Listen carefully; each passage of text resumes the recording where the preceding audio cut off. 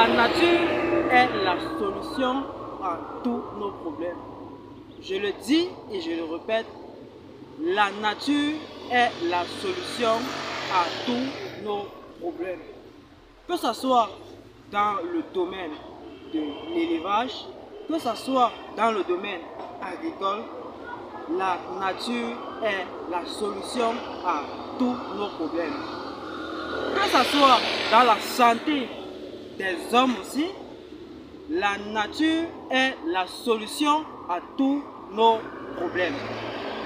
Vous avez là une plante surnommée plante jalousie ou encore fleur jalousie. Certains l'appellent fleur marguerite.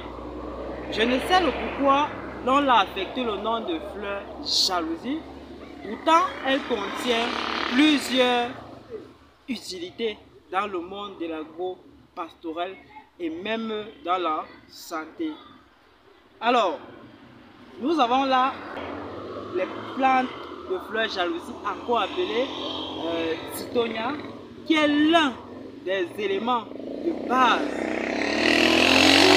de notre compost que nous avons l'habitude de fabriquer. Certainement la surnommée fleur jalousie parce qu'elle est une plante envahissante et d'aucuns ne sont jamais posé la question sur son utilité. Pourtant, est une plante très utile qui fertilise un endroit de par les éléments qu'elle apporte à cet endroit. Alors, nous allons donc récolter comme ceci parce que ça c'est l'un des étapes de la fabrication de notre compost. Donc nous récoltons les feuilles de cette merveilleuse plante. Pour ceux qui la connaissent très bien, elle est riche en azote, en phosphore et en potassium. Allez-y faire des recherches et vous verrez que cette plante a énormément à offrir dans le monde de l'agro-pastoral. Alors, pour la fabrication de notre compost, nous allons prélever les feuilles de cette plante qui entreront dans notre compost pour pouvoir l'enrichir. Pour la fabrication de notre compost de 21 jours, nous aurions besoin des éléments suivants. Nous avons déjà là notre feuille de fleur jalousie que nous avons récoltée. Cette plante embêtante qui embête tout le monde, que nous mettons, que nous valorisons auprès des producteurs. En dehors de ces fleurs jalousie, nous aurons besoin d'une quantité de charbon mélangé à de la cendre. Nous aurons besoin, comme ceci, de ce que l'on appelle le bokashi. Nous aurons besoin d'une quantité de bokashi.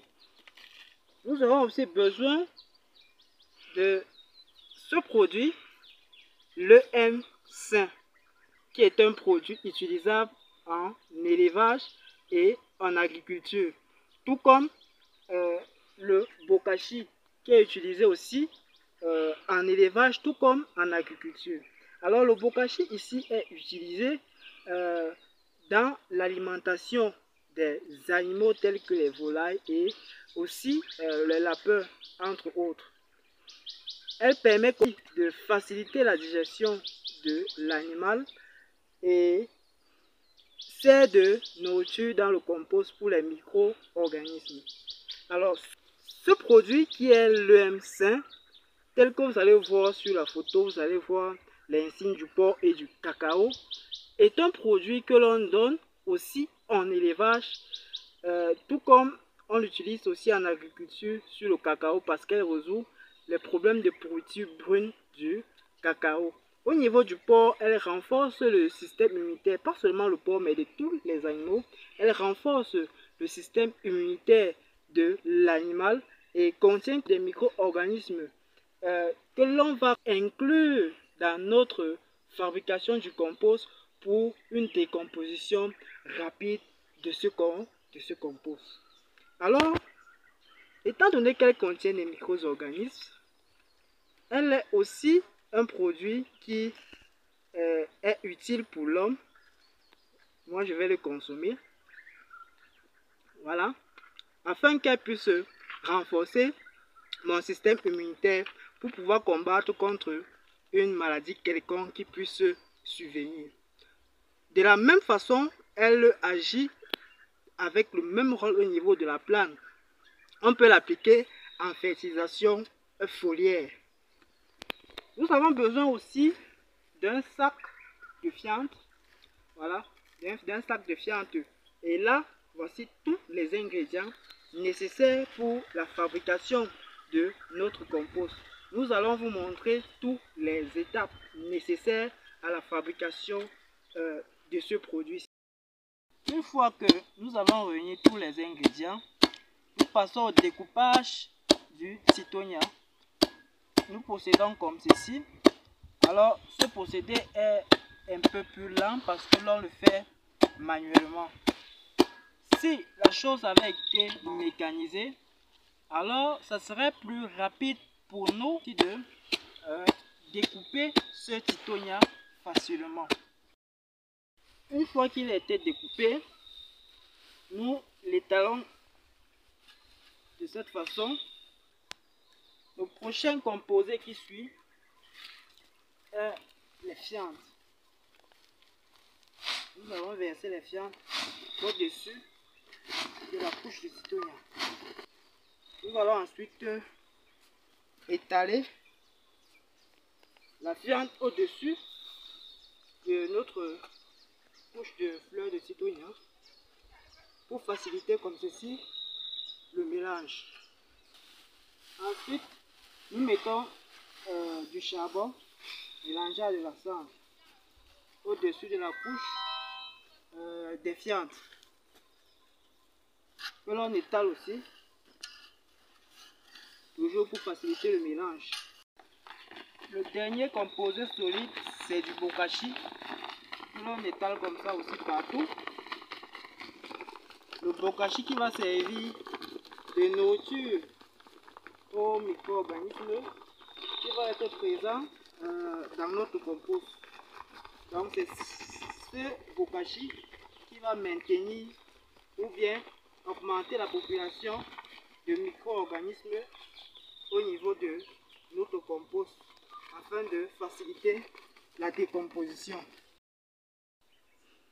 L'autre composé liquide qui doit entrer dans la composition et certainement le dernier composé est l'EM5 qui signifie micro-organisme efficace.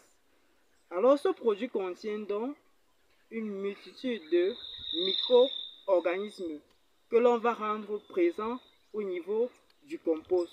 Elle va contribuer donc à renforcer le système immunitaire de la plante car, comme nous le savons tous, une plante qui est assez, je vais dire, fertilisée résiste mieux aux maladies qu'une plante qui ne l'est pas.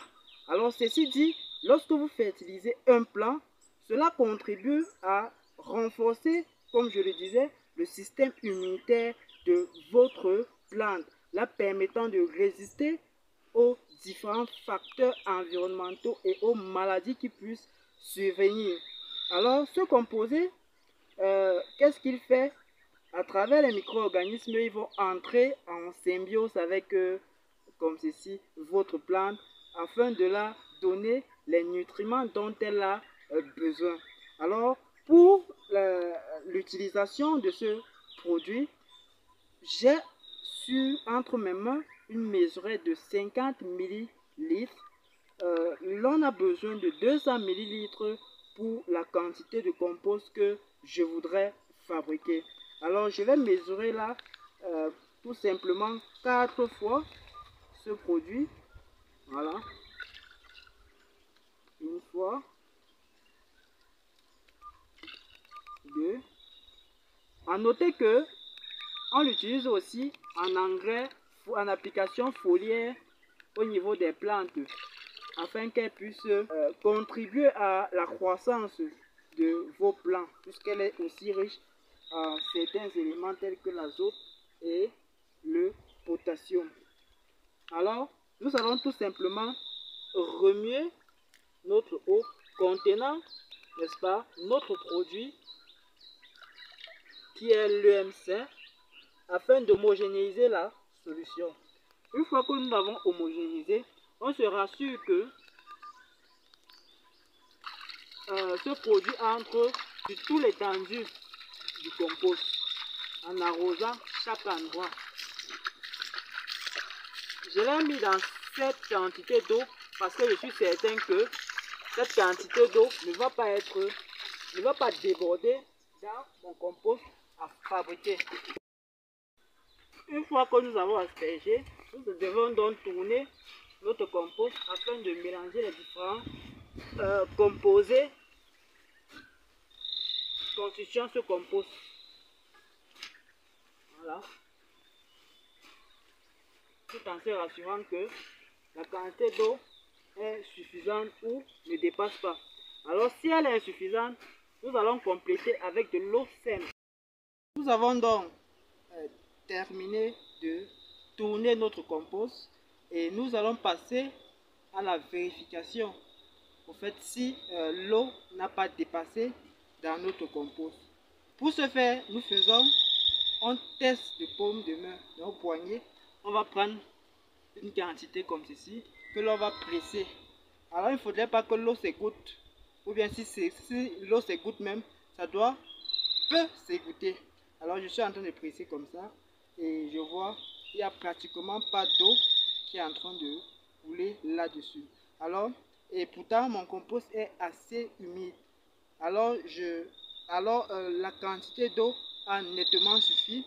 Il ne reste plus qu'à remplir dans les différents sacs plastiques tels que vous voyez. Ce sont des sacs contenant des plastiques. Alors la pluie est en train de nous jouer un mauvais tour. Il va falloir que nous mettions dans ces sacs le plus rapide possible avant que la pluie n'arrive. Nous allons rapidement remplir. Ce sac en pour rôle comme ceci de maintenir une bonne chaleur au niveau du compost afin d'accélérer la décomposition. Alors nous allons rapidement remplir dans nos différents sacs. Nous sommes arrivés au terme de la fabrication de notre compost. Nous les avons conditionnés des sacs plastiques tout comme nous vous avons fait part. Alors, malgré les menaces de la pluie, nous avons pu les conditionner avant que la pluie ne tombe. Fidèles abonnés, nous sommes là constamment pour votre santé, raison pour laquelle nous travaillons au quotidien pour, comme ceci, appliquer les techniques agroécologiques de production pour pouvoir mettre sur le marché des produits répondant aux normes du biologique. Nous nous soucions de votre santé, raison pour laquelle nous mettons autant d'efforts pour pouvoir produire de façon biologique. Ce compost va nous permettre de produire nos pommes de Chine de façon biologique afin d'assurer la santé des différents consommateurs. Comme j'ai coutume de le dire, mangeons bio, vivons longtemps. Chers abonnés, c'était pour vous, Giresse Paulin Bouffo, ingénieur agronome et conseiller en agriculture biologique. Passez une très bonne fin de soirée. Merci et portez-vous bien.